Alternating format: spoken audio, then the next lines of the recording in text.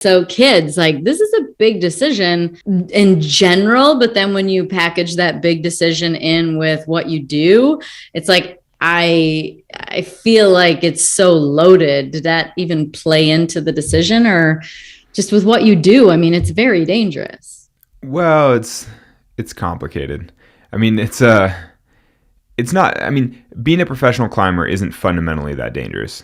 And within climbing, there are tons of different aspects to climbing. I'm most known for free soloing, and so, I'm sure that's what you're referring to as incredibly dangerous. And that's probably a fair characterization. But the thing is, I'd probably be a professional climber either way, even without the free soloing, just based on all the other things that I like to climb and ways that I climb and expeditions that I go on, other things that I contribute to climbing. And so, I don't know, we'll see, basically. In the last year, I've actually did quite a few solos that I was pretty proud of. But I haven't quite had any hunger for it with the baby coming. But part of that is just because there's a baby coming, I've been focusing on certain things closer to home, and they just aren't soloing projects. I don't know. It's just complicated. It's like, where do motivations come from? What really impacts them? It's hard to know for sure. Well, what's the motivation right now then? With goal setting, I often set my goals around what's available, like what I'll have the opportunity to actually try. Because you don't want to set goals that are totally unrealistic. Because if you know that you won't be able to go on a trip to that place or actually try that specific climb, there's no point in setting it as a goal if you're never going to get to go there. And so, with our daughter coming in a month, all of my goals right now are focused around things that are accessible at home, like basically realistic goals that I can work on at home. And so those are all sort of like training goals and fitness goals and things that align well with having a kid. So those types of goals are fundamentally not dangerous. It's all like in the closet next to me, like 6 feet away from me is a different closet, and I have a hangboard and like some training tools set up in that closet, so I can like work out at home with weights and things, like by dangling off little edges. And so, I mean, there's literally nothing safer than doing workouts in your own closet. Right, so, not a far fall. Yeah, exactly. And so those are the types of goals that I'm working on with the kid on the way. And so the thing is, though, that then eventually I'll take that fitness, I'll take that climbing ability and hopefully use it for more interesting things outdoors. But until we have a sense of what having a daughter is like, it's hard to make those plans because I just don't know what will be available, what the opportunities are. Sure. You said that if you weren't free soloing, because that's the big thing that you're known for, because yes, it's absolutely freaking frightening. And most people can't wrap their head around any of it whatsoever. No, people wouldn't even climb on top of their roof without a ladder. So, you have to understand the perspective here. But what do you feel like your next, like what's the next thing? If you were going to use this fitness, what would that next thing be? I don't know. That's hard to say because with free soloing, it's hard to imagine anything much bigger than free soloing El Cap, which is what I'm sort of most known for with the film Free Solo. There are plenty of other interesting challenges out there. I mean, earlier this year, I did this link up, like a combination of 3 sort of famous routes near my home in Red Rock in Las Vegas. So there are always interesting challenges that you can make for yourself like that by combining classic routes and doing, things that are new for you or that are challenging. But no matter what I come up with like that, it's not going to match the grandeur of El Cap, sure. Let's say. Sure. And so I don't know. I mean, but that's kind of the interesting thing about being a professional climber is that there's a big creative process to it. You constantly have to come up with interesting goals, come up with challenges, think up what's inspiring, like what gets you out of bed. I mean, there's no playbook for it. There are no rules for it. You just have to figure out what seems, appropriately exciting. Which is skewed for you. So yeah, exactly. What would you do? You were saying like, if you weren't free soloing, you would still be climbing and you'd still be doing all these things. How do you make money climbing, and what kind of ways to create revenue stream and make a living out of it would you be able to do if you didn't sort of have the movie come out and all of the things that come around it. And then of course, like I know this world well, when you get known for something, then you get sponsors and all these things. Is that all still happening on a smaller scale if you were doing that? Or is it more like private expeditions? Or, what would the business of climbing look like if you took like free solo out of the equation and doing things crazy like that you're getting so much attention for? Yeah, no, that's an interesting question. I mean, it's probably fairly similar to the racing world in that or really any professional sports where it's like there's, so you can make money through competitions and just direct earnings and things like that. Though I personally don't do competitions, like climbing was in the Olympics for the first time this summer. Yeah. And so the climbers that competed in the Olympics, they almost certainly have incentives and things like that from their various sponsors where like if they podium, they make more money, things like that. So some climbers make money directly through competitions. I don't. I historically made most of my money through sponsorship, through like brand partnerships with, climbing specific companies and apparel companies. Like I'm sponsored by the North Face. They're typically climbers make the most money from their apparel sponsor because apparel is just like a bigger category than climbing hardware. As you can imagine, because you see tons of jackets out there in the mainstream world, but you don't see that many people walking down the street with like climbing hardware, strapped like climbing in equipment. Yeah, exactly. Like their harness on while they get it.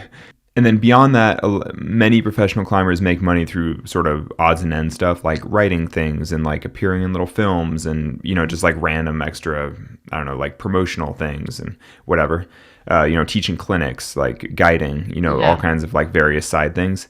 And then for me personally, since the film Free Solo, like corporate speaking has become much, or just kind of public speaking in general has become a bigger part of everything. And even just like movie royalties or like commercials, things like that. But so I think if it weren't for the film Free Solo, it just would be the same, but everything toned down a little bit. It's like it would be the same buckets, like the same possibilities, but just all like turned down to 7 instead of 11, let's say. Yeah. Well, the last time I saw you was at a speaking engagement. So yeah, exactly. I had a couple booked for next week and all this outbreak stuff is happening. I'm like, damn it. Do you like the speaking engagements? I personally do. Yeah. I mean, I find it incredibly varied. The thing, I feel like I learned something interesting at every event because they're always they're always somewhere new with interesting people, smart people, and, industries that I don't necessarily understand that well.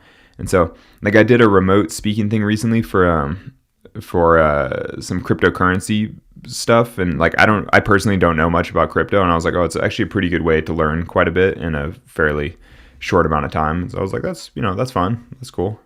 Yeah. I find them. I actually really have fun with them. I think that they're great. Maybe it's because in the podcast, I ask questions and I try and shut up as best as possible. And when I do speaking engagements, I have an opportunity to talk. And so I'm also really like doing that. So yeah, exactly. I know. I mean, realistically, when it's like someone is paying you money to talk about yourself, you're like, is there an easier gig in the world? You're like, it's pretty chill. It's especially pretty to just tell stories about the stuff that you love most in the world anyway. Like I could talk about climbing with my friends all day long because I love climbing. And I'm like, wait, if a stranger is willing to pay me to talk about climbing, I'm like, well, that sounds pretty chill. It's like, that's what I do all day anyway. It's so fun. I mean, it does. It's like, I think about that too. And I think about, the business of speaking engagements and just sitting there for an hour and chatting about your life. And I'm like, wow, this is like stealing candy from a baby. Yeah, exactly. But on the other hand, like you had to live the life that you had to get that gig. I had to go live the life I had to get that gig. We had to go spend decades. We had to go risk our lives to be able to speak from that place. And so, for sure, I think about how easy it is, but the reason that you're there is because of all the things that you've done. So I think I heard you've climbed on all 7 continents. Is that right? Yeah. Actually, Alex, I've put up new routes on all 7 continents. Oh, wow. That's beyond it. Okay. Well, so I'm most fascinated with Antarctica. Is there anything you want to tell me? Are there aliens down there? Are there tunnels going inside of stuff that you're like, hey, what's that? And they're like, whoops. And they make you, look the other way. I mean, is there anything crazy going on down there?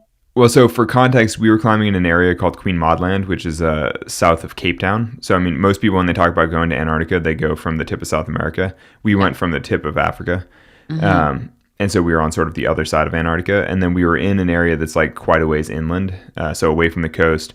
And so there were actually basically no living things the whole trip because you're just like, you're in a vast expanse of... Actually, other interesting, fun Antarctica fact is that where we were, at least, and I think most of the continent, is actually a desert because there's no precipitation. I mean, it's ice. It's all ice and snow. Oh. But there's so little precipitation because the temperature is so low that there's no humidity. Like, basically, there's no precipitation. Like, it never rains because it's too cold for that. And so... And it's not like it's snowing. Like, there are no storms because it's basically too cold for the air to hold humidity. Okay. And so anyway, it's kind of this interesting, like, you know, alien world because there are no living things. There's no climate. You know, I mean, there's heinous wind and like it's very cold. But yeah, I was like, it's pretty wild. I mean, where we were, there were these birds, snow petrels that come in from the coast to hatch their young because there are no predators. So it's like a safe space for them to come and have their kids.